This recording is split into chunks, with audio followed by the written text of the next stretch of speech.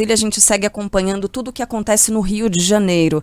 Depois de uma tarde de muita chuva, a gente tem agora toda a autoridade, né, do estado do Rio de Janeiro reunida, funcionar, distribuir os agentes para fazer o atendimento às pessoas, às vítimas, resgatar as pessoas que infelizmente seguem soterradas no Rio. O Marco Sadoc fala ao vivo agora do centro que foi montado na cidade de Petrópolis e o governador Cláudio Castro ao lado do Marco Sadoc para trazer mais informações. O número acaba de ser atualizado, 36 mortos então já aqui em Petrópolis, 16 pessoas resgatadas com vida. Há um trabalho acontecendo no Morro da Oficina, de onde a gente se falou mais cedo. Governador, qual é o trabalho que está sendo feito agora? O Exército está chegando, qual é o panorama que a gente tem agora? Bom dia. Bom dia, Sadoc, bom dia, Joel, bom dia a todos. Nós chegamos no auge da crise, ainda era muita água, muito trânsito, um cenário realmente de guerra, um cenário de carro pendurado em poste, era uma coisa que eu nunca tinha visto na vida. É coisa que parece de cinema, a gente viu aqui os bombeiros e a Defesa Civil Municipal com dificuldade de chegar, realmente um nó no trânsito enorme. Nós começamos então um trabalho de organizar tudo que ia ser feito hoje, organizar os comitês para que não houvesse sobreposição de trabalhos e nem que tivesse uma disputa entre as equipes estaduais e os municipais.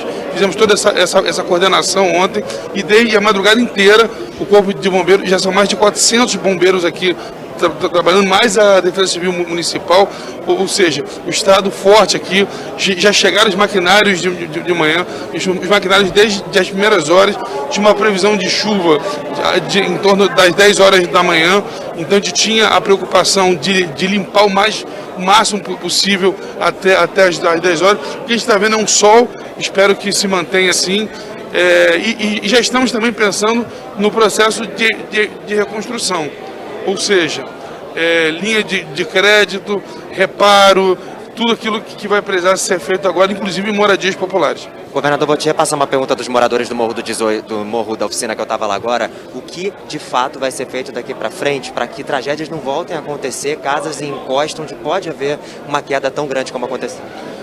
Sadoc, o governo do estado já vem fazendo. Desde que eu assumi em agosto de 2020, foi montado o Comitê das Chuvas.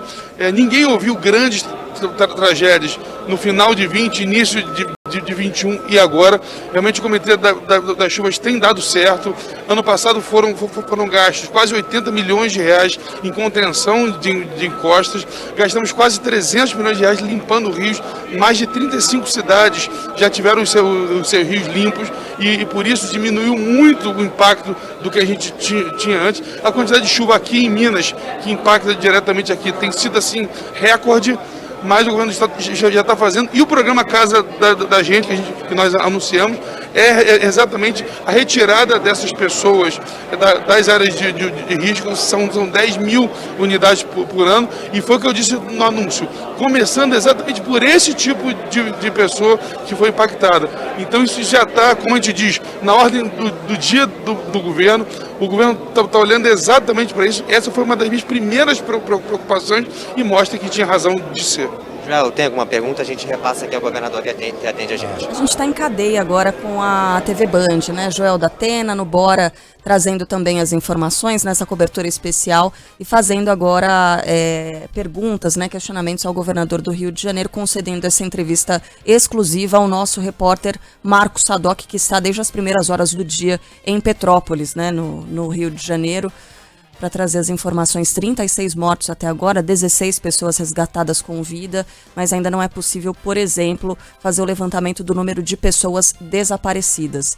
A gente segue acompanhando essa entrevista, Marco Sadoc repassando ali a pergunta ao governador Cláudio Castro. A prefeitura já disse que não tem verbas para conseguir reconstruir a cidade. O governo do estado vai apoiar, claro. Quanto é de dependência? Qual é a dependência do governo federal, o apoio que precisa financeiro para que Petrópolis seja reconstruída? Ontem mesmo o ministro Rogério Marinho já me ligou nas primeiras horas, lembrando que eu cheguei aqui, ainda estava chovendo, tinha um finalzinho de chuva, eu vim à noite mesmo para cá, o ministro me ligou, eu falei com o presidente Bolsonaro, essa primeira fase o Estado vai assumir. A gente não vai ficar esperando dinheiro de lugar nenhum. Me permita, quanto, governador? Não sei, o que precisar ser gasto. Eu queria deixar um recado para o morador de Petrópolis.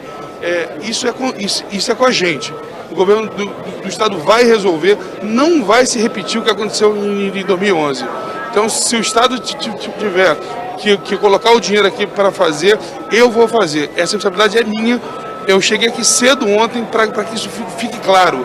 Eu vou tocar isso, eu não saio daqui enquanto não tiver organizado o trabalho, para que a gente não passe mais o que passou no começo do ano passado. Completou-se 10 anos, eu estava aqui da tragédia, e no 11º ano, de novo acontecendo. Não vai acontecer de novo o que aconteceu, vocês podem ficar tranquilos, e hoje o Estado tem capacidade de investimento para fazer os investimentos necessários e não depender de ninguém, ainda que toda ajuda seja preciosa e válida, e a gente vai no governo federal buscar sim ajuda. Obrigado, governador Cláudio Castro, vindo falar com a gente aqui ao vivo no Bora Brasil. Joel, devolvo para você e para a Thaís. E devolve para a gente também. Tá conosco, Cristiano Pinho? É Megali. Bom, então temos essa atualização aí do governador, 36 mortos. Ele descreveu aquilo que a gente vem descrevendo, né? Nossa reportagem desde ontem, um cenário realmente de caos, em que carros aparecem sendo arrastados como se fossem de brinquedo, de plástico. Fala em ajuda federal, mas não fala o valor. E, enfim, cita aí investimentos que foram feitos no fortalecimento de encostas, na prevenção a tragédias causadas por ações da natureza. Mas a gente está vendo uma tragédia acontecendo agora, né, com um número de mortos que ainda deve subir bastante. Essas obras têm sido sentidas pelos moradores aí do Rio de Janeiro? De fato tem sido um verão com menos ocorrências, ô Pinho? Tem sido, Megali, até por conta do volume de chuva. No caso de Petrópolis, foi uma situação fora da curva nesse verão do que a gente vinha observando até agora. Até na capital fluminense é comum a gente ter no verão temporais que deixam vítimas, deixam mortos, provocam deslizamento de terra, até por conta da ocupação irregular, das construções de imóveis clandestinamente organizadas por organizações criminosas ou não.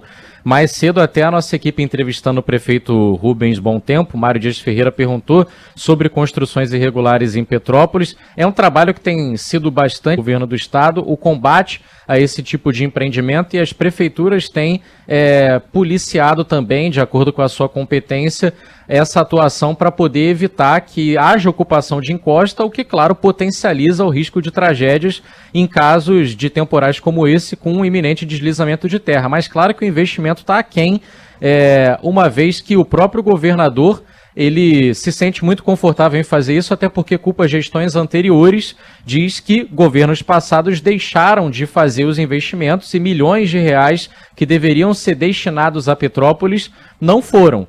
Ele até citou o exemplo que foi cidade da região serrana mais afetada pela tragédia de 2011, que recebeu investimentos recentemente, no ano passado, pela gestão atual. Mas no caso de Petrópolis ainda havia trabalho a ser feito.